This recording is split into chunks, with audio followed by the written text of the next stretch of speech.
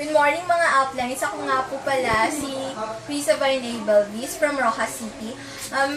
Super hindi ko po talaga ina-expect na magiging top 1 seller ako sa buong Spartans. Kasi po sa totoo lang, nag-aasar lang po talaga kami ni upline Ryan Charles Blanco kung sino yung magiging top 1 sa amin sa Rojas. So yun po, hindi po namin alam na nakapasok na po pala kami sa buong Spartans. Tsaka thankful po ako na na-recognize po ako.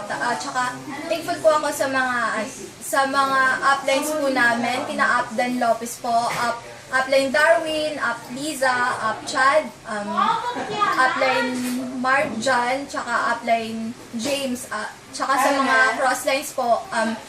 Thankful po ako kasi nandito na po ako, tsaka thankful po ako kasi nabigyan po ako ng opportunity at nakilala ko po si Uno. Maniwala lang po talaga sa product, tsaka keep on sharing po. Thank you po!